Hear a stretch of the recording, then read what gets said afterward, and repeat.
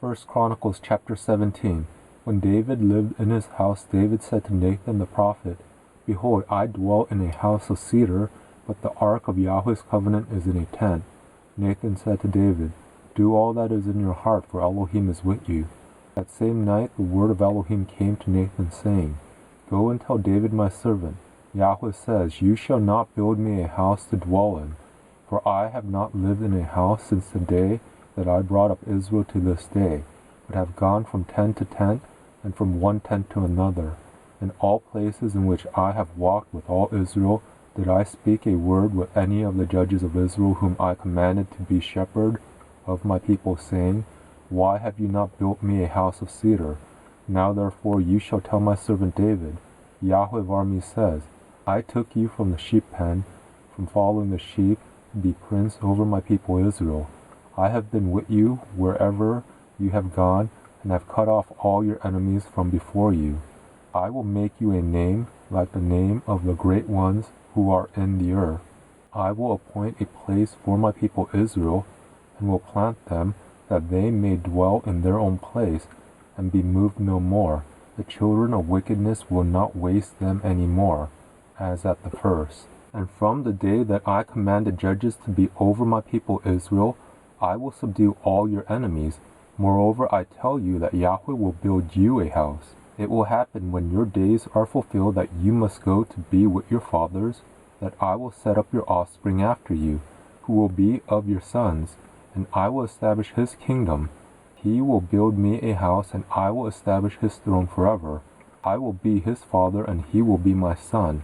I will not take my loving kindness away from him as I took it from him that was before you, but I will settle him in my house and in my kingdom forever. His throne will be established forever. According to all these words, and according to all this vision, so Nathan spoke to David. Then David the king went in and sat before Yahweh, and he said, Who am I, Yahweh Elohim, and what is my house, that you have brought me this far? This was a small thing in your eyes, Elohim, but you have spoken of your servant's house for a great while to come, and have respected me according to the standard of a man of high degree.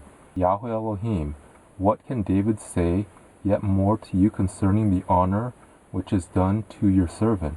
For you know your servant. Yahweh, for your servant's sake, and according to your own heart, you have done all this greatness to make known all these great things. Yahweh, there is no one like you, neither is there any Elohim besides you, according to all that we have heard with our ears.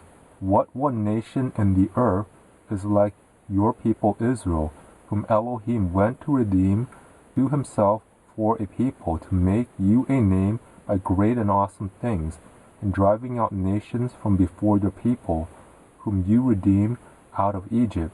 For you made your people Israel your own people forever, and you, Yahweh, became their Elohim. Now, Yahweh, let the word that you have spoken concerning your servant and concerning his house be established forever, and do as you have spoken. Let your name be established and magnified forever, saying, Yahweh of armies is the Elohe of Israel, even an Elohim to Israel. The house of David your servant is established before you. For you, my Elohai, have revealed to your servant that you will build him a house. Therefore your servant has found courage to pray before you. Now Yahweh, you are Elohim, and have promised this good thing to your servant. Now it has pleased you to bless the house of your servant, that it may continue forever before you.